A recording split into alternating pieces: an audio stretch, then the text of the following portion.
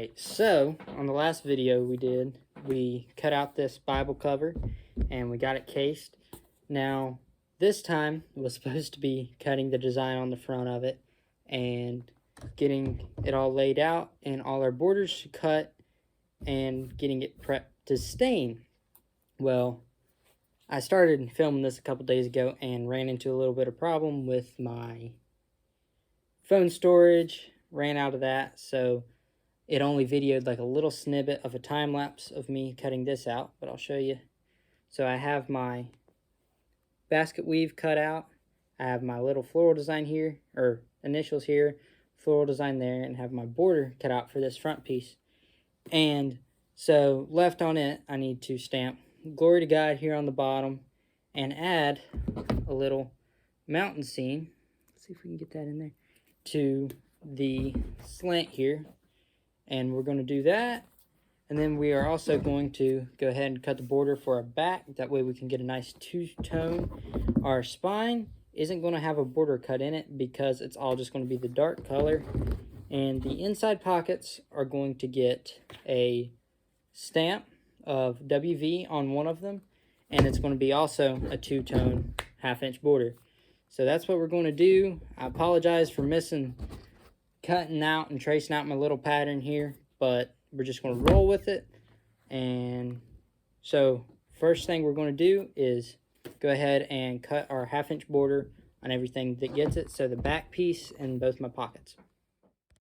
Alright, so we're going to start with this back piece, and we have our border set to 1/2 inch, and I have a light trace there from when I cut it out to be cased, so I would have a general idea. And you can't really see it on the camera, I don't believe, but I had it in and I'm putting in another deeper mark. That way it's easier to keep my swivel knife on a nice straight track. And I'm going to do this to all of them, and we'll just time lapse through that. And I'm also going to spray them down, and then I'm going to just go ahead and time lapse through cutting the borders. But just important things to keep in mind when you're using your swivel knife on straight lines is, and I know I need a new cutting mat, but we're getting to that. And try to keep your angle. So if this is a steep angle compared to your project, you're going to want to keep a low angle. That way more of your blade is cutting and it's harder to get those sharp turns. And you're wanting to press a nice solid cut. And I also used a really heavy mark. That way it kind of gives me a guide for my swivel knife blade to stay in. So just keep that in mind. If you need to, you can use a ruler. So what you would do to do that is set it on your line or on your cut and set it straight up and down, and then press your ruler beside it. And so you would do it on both ends of your project if you're using a ruler. Then come back and double check. And then you could just go straight down. But you don't want to put your ruler directly on your line and then put your swivel knife on that, because what that's going to do is that's going to push it off, because that blade is thicker than, let's say, a razor knife or something. So we're going to get that done, and we're just going to go ahead and get these trimmed out. And I'm going to put a border stamp. This is one by Barry King Tools. And so I'm going to put that on my back and on the inside of my pockets. And I'll come back after the time lapse and put in a WV for the West Virginia symbol. So we'll get into that.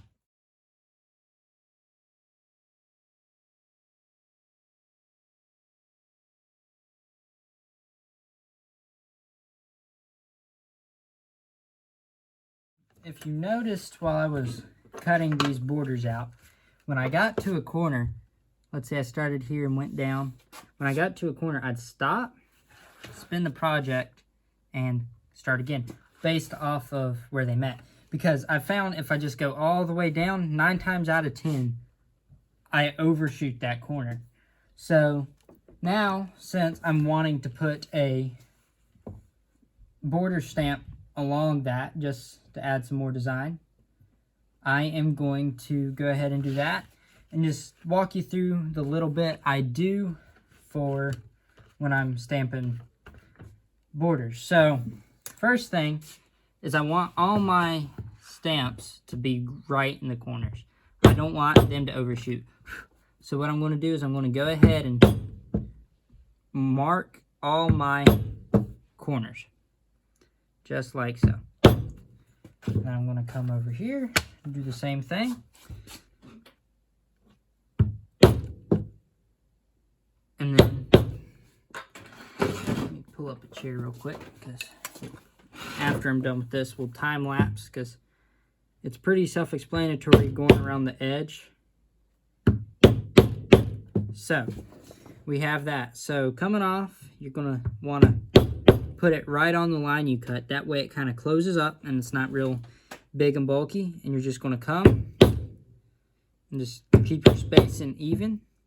Try to keep your hammer hits even.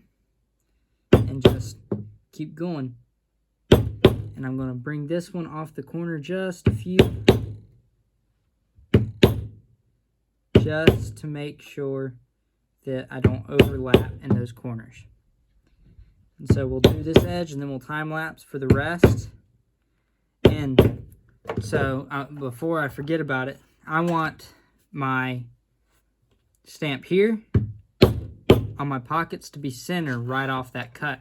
So any stamp you're wanting to be in a specific way, go ahead and place it and then just match up to that.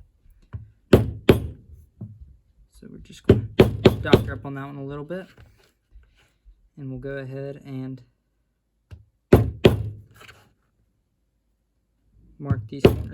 And with this pocket, it's worse than the others. You can kind of see some spots.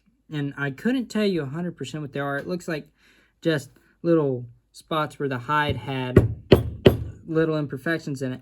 But when this leather dries back out and lightens back out, they kind of go away mostly to where you can't even see them. And after I'm staining them, I'm pretty confident they'll completely go away, but we'll see. It's my first time really having a lot of these. Every now and then with other leathers I had, you'd have one or two and they would go away pretty easily. But we'll see how this is, and it'll be a good experience. Alright, so we have all our corners set. And what we're going to do now is we're going to do these corners too, but we're just going to go ahead and time lapse it. Make sure your leather has pretty even coloration from your water. This corner's a little wetter, so I'm going to give it some time to dry. But make sure you just go, mark all your corners, mark anywhere that you want to be a certain way, and just match to that. So we're going to go ahead and time lapse this and get through this, and we'll speed back up when I put my West Virginia on one of these pockets.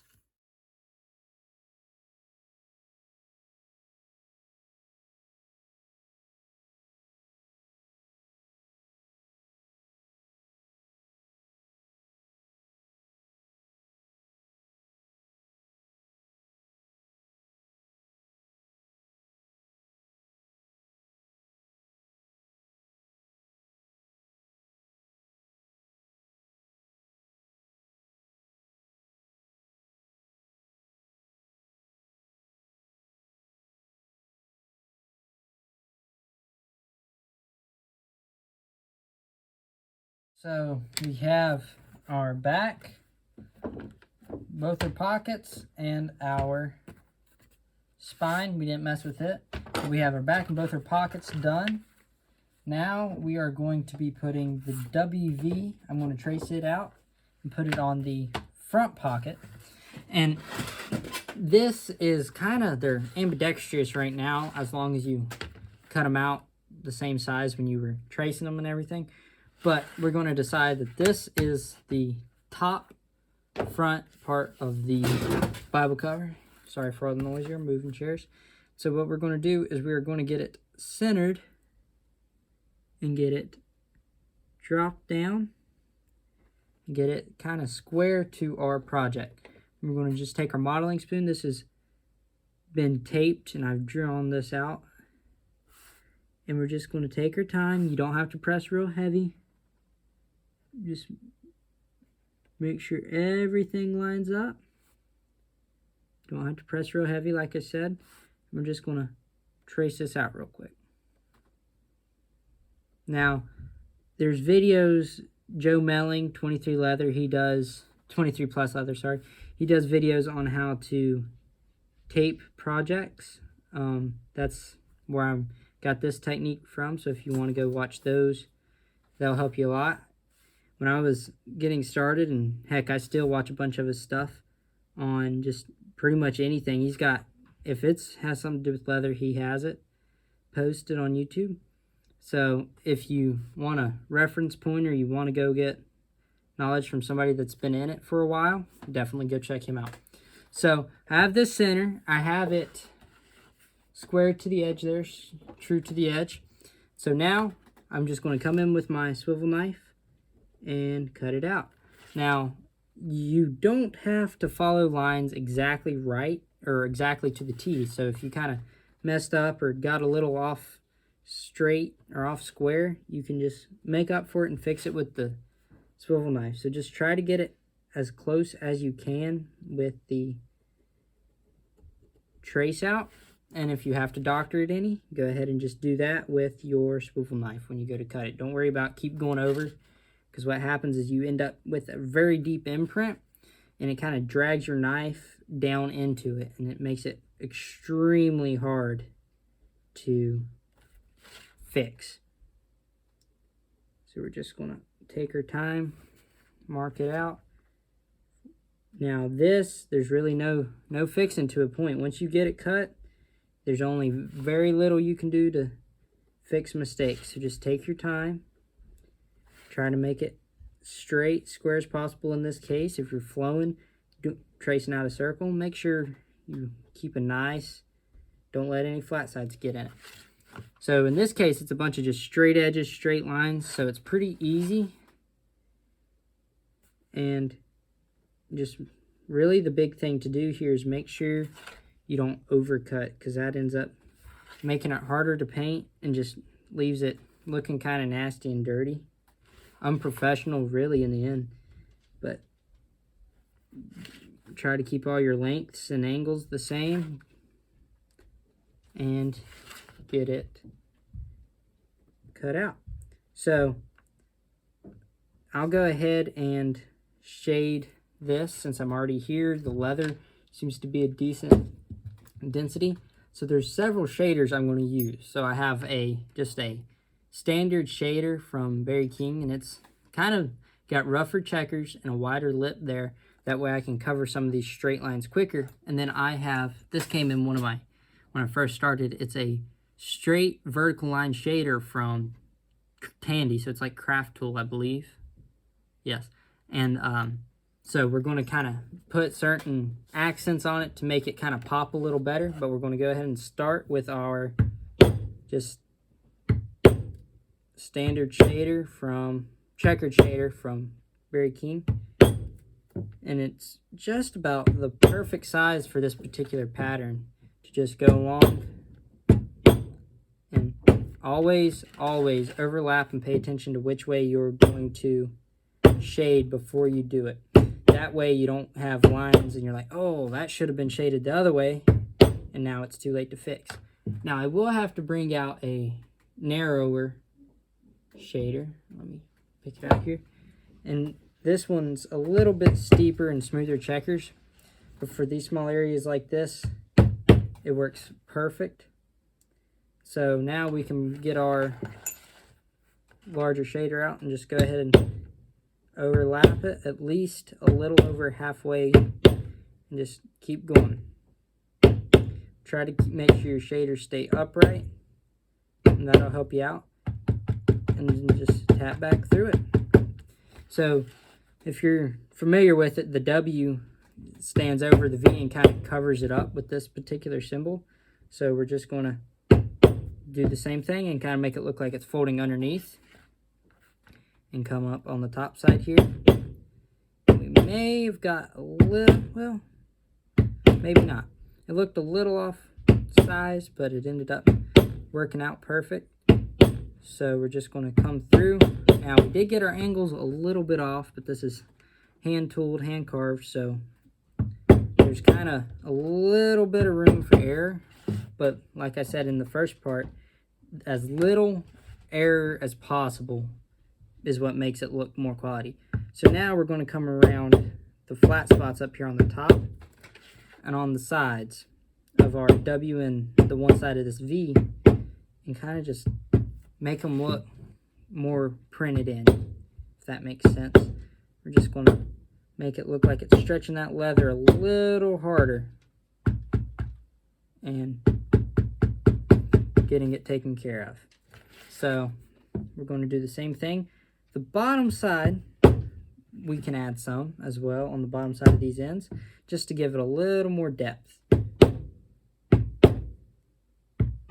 And it might not really seem like you have to do it, but overlapping this one kind of helps you just keep a consistent form and look and depth, really, is the main part of overlapping that. So we have that done. And now I believe our cover is dry enough here. We can set these aside, and these will actually be ready to dry out. Use our stitch groover and get them ready to stain now that they're done. So these will be set aside to dry, and we'll start working on this. Now, I'm going to talk a little bit about what my plan is here before I start. Showed you this in the beginning. This is actually my first attempt at doing this, so I've figured out what I need to do and where I need to go.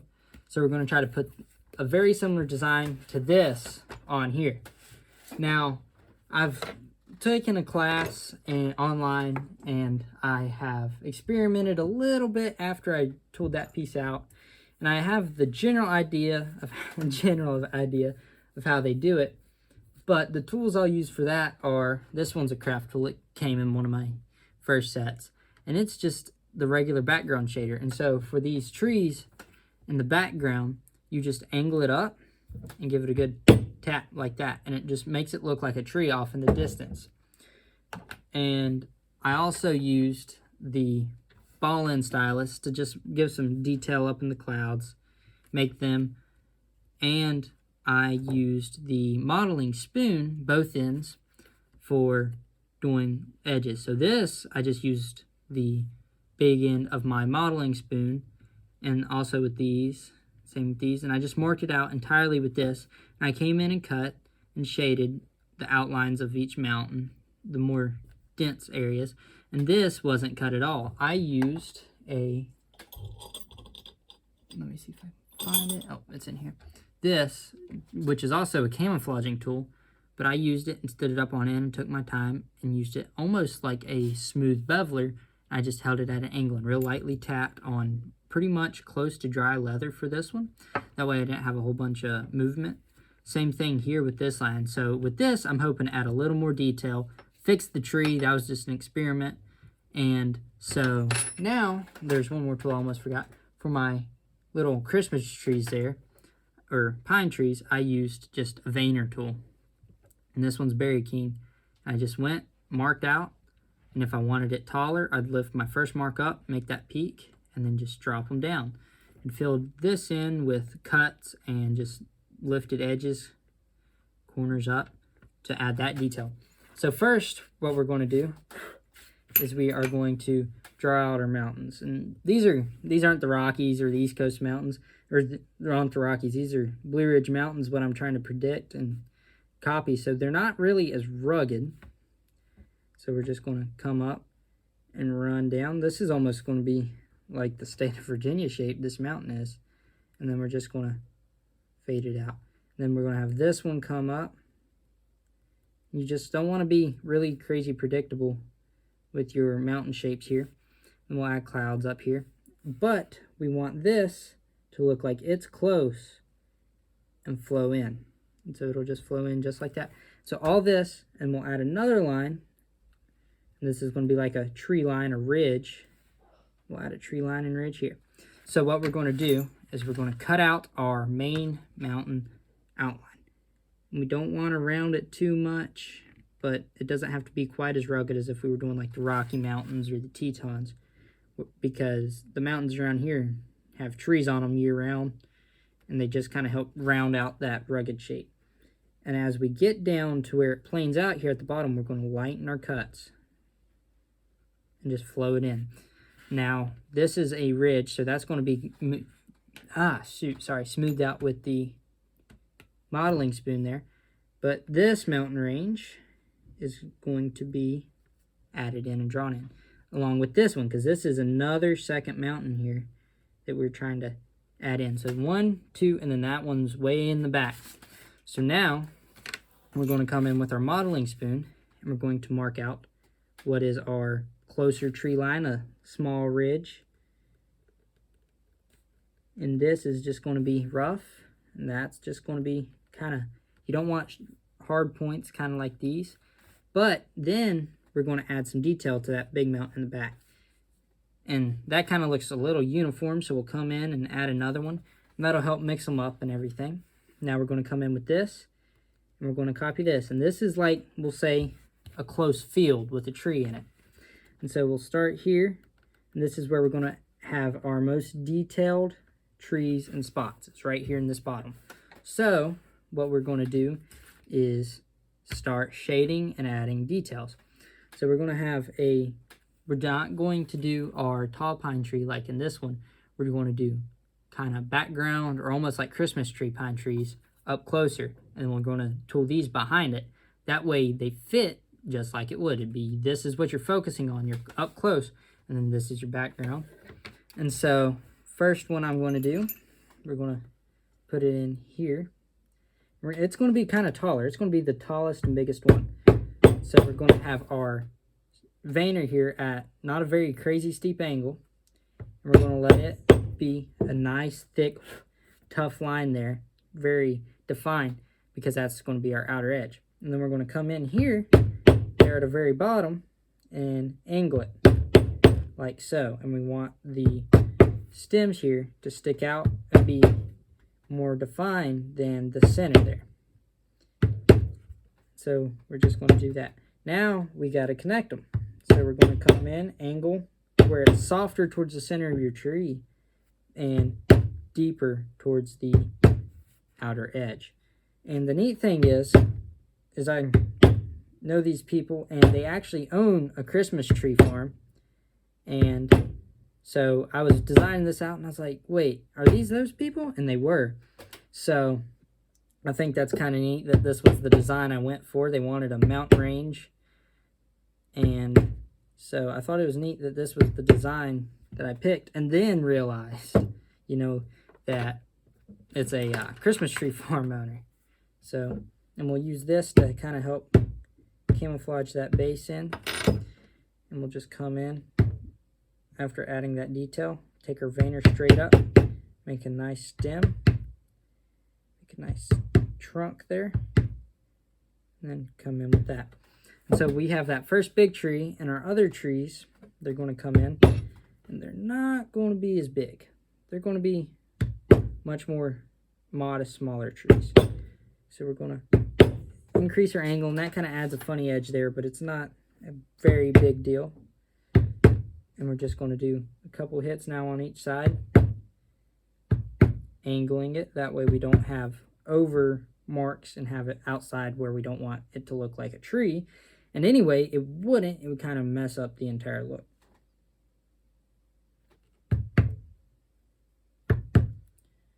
So this one looks a little skinny, almost like a Charlie Brown tree. So we're going to add some veiners in there, and that's kind of plumping it up a little bit. Now we're just going to drop our angle to fill in that center, make it look a little less like a ghost.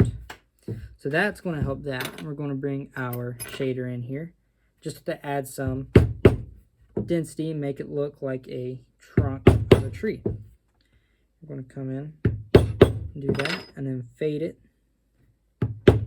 and use our veiner to soften it into combine, you know. So just like that. And we'll put another tree down here. So we'll come up here. Now, I was originally going to paint this design, but I did a little test piece on a sheet of paper and quickly found out I'm no Bob Ross. So I'm just going to tool it and stain it, because for me that's a lot easier. So this one I just kind of marked it out just to see how it looked. And then now I'm going to come back through, really make it denser, really make it stand out. And when you antique, it's going to stand out even more. But right now, we're just getting it nice and pretty. And when it's wet, it obviously looks darker, like you've had in more detail. But when it dries out, you can tell it lightens up, which makes sense, right? So what we're going to do is we're going to make it a little darker than what we want. And when we add antique, it'll, of course, darken back up. But now we are at this stage. And I did a little bit of like messing around and testing and figuring out what I wanted to do here. And so with this one, I went in and placed my line down and then pulled my trees up to it and shaded that before I pulled my trees up to it. This one, I tooled it and then shaded it. And I kind of like the way this one looks up close. So I think I'm going to do that. I'm going to tool it and then shade back. So we're going to take our shader here and we're going to work back to front. So we're going to start at this ridge and we're going to want to keep our veiner, or in this case, our background, pointing up. And we don't want it to look uniform. You know, trees, unless they've been planted, grow kind of however they want in any pattern. But they always grow up, right? Well, most anyway, pine trees. So we don't want to make just a bunch of straight, flat rows. We want to kind of mix, match, and do whatever, have a couple bald spots here and there.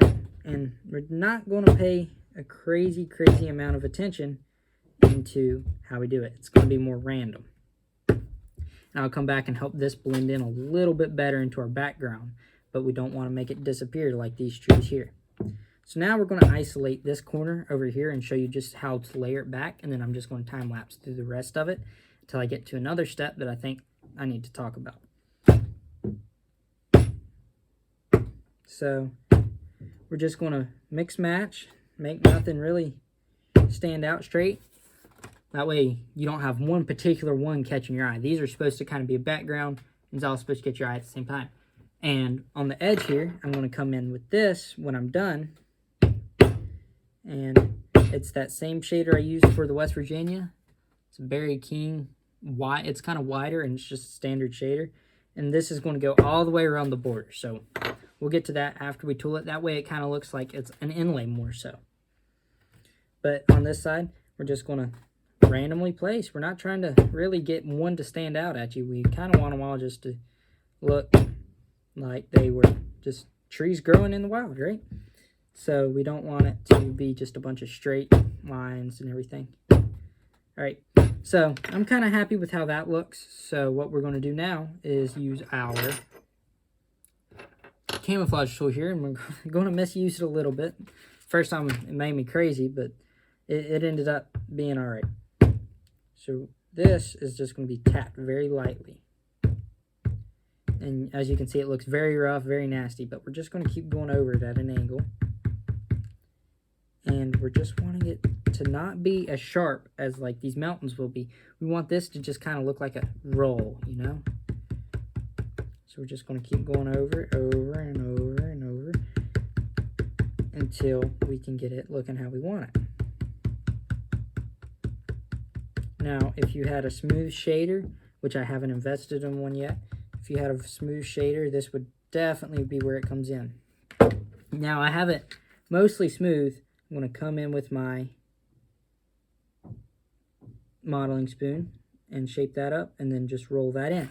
And we have this little corner here more so done in the tooling section. We'll come in with our swivel knife, as you saw in this one, and make just cuts. We're just going to very light, just let it rest. Now this is grass, so don't make really hard angles, but don't keep it straight. Let it curl. Have little clumps of grass that are a little thicker, you know. And you can have some that are denser, some that are deeper cuts. But just kind of throw it in there. This is nature, is what you're trying to copy here. Nature, there's no real pattern to it most of the time. So I'm going to time-lapse putting in the rest of these trees, and when I go to shade the mountains, I'll pop them out, and I'll talk more about that.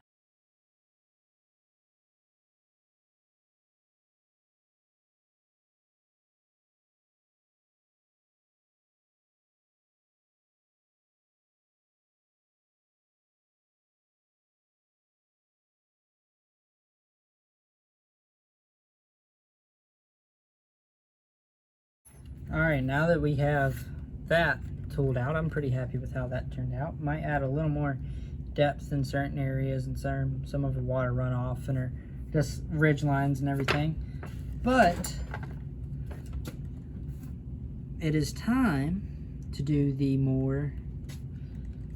stuff I'm more used to, which is the floral, just outlining initials, and really what I get asked to do the most, which is some basket weave border. So, but first, before we kick into that, I'm going to explain how I decided where to stain. All these low places, I decided to make them more shaded, because it's going to be kind of shady in real life. When a mountain's being tucked, it'll be a darker area. So I used my vertical line shader here, low angle, and I did the low points, and I faded it in with my Berry King extra low angle, and it's a real narrow one, that way I can get around turns and all that. And I added a little bit of fluff and clouds, and I tried adding some birds, and I mean, it turned out all right. Now for the grass, I'll get up close more so you can see that. We have some grass, and I put a couple flowers in there, just trying to add some extra detail to that. But we're going to go ahead and get into our tooling. Now, I'm probably going to go into more detail in other videos of my tooling. I'm kind of running longer on this video, but I'll just go over it really quick. If you have any cuts that are ending inside of it, fade them in. Light, and then when you get to the outside, you can add some more depth and then fade them out. So that way they just kind of look more natural. Now, I'll do a couple of my basket weave patterns here just to show you how I do them.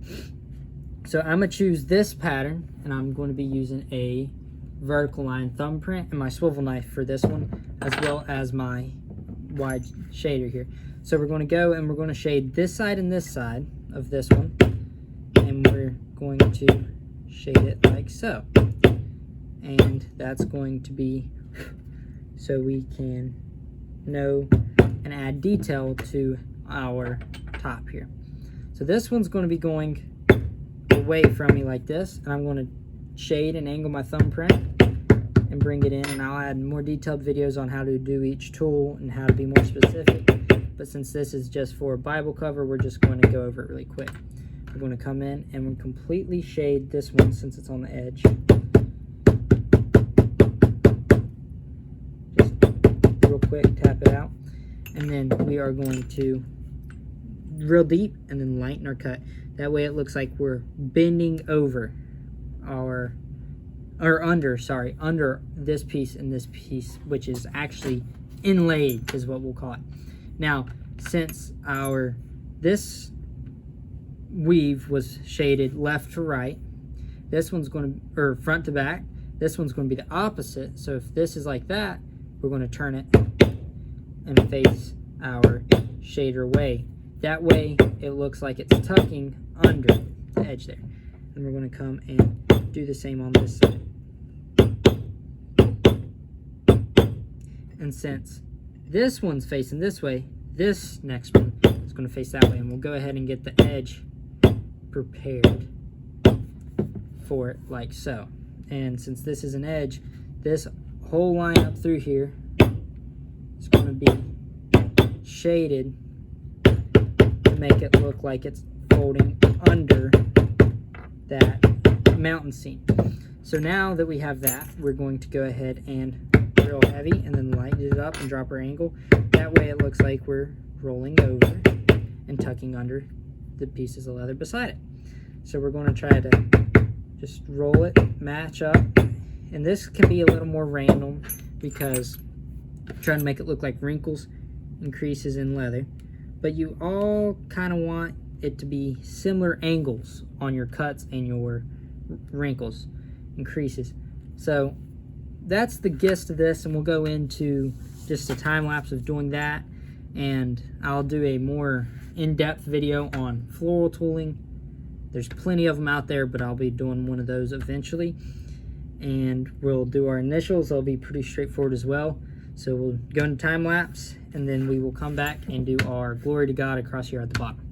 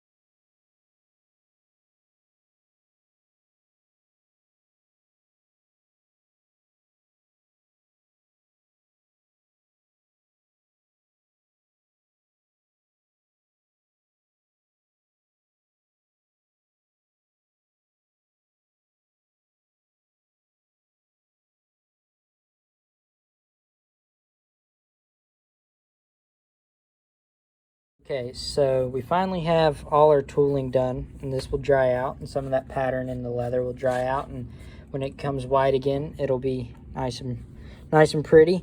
But we have our flower and floral pattern tooled.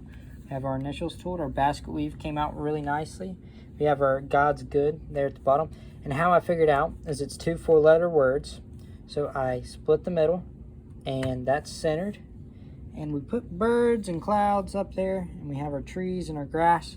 So what we'll do is we'll let this dry along with the sleeves for our pages of our book, our back, and our spine. That way we can get our stitch groover and put some stitch lines in it. Once they completely dry, then we'll be ready to stain, and that'll be on the next video.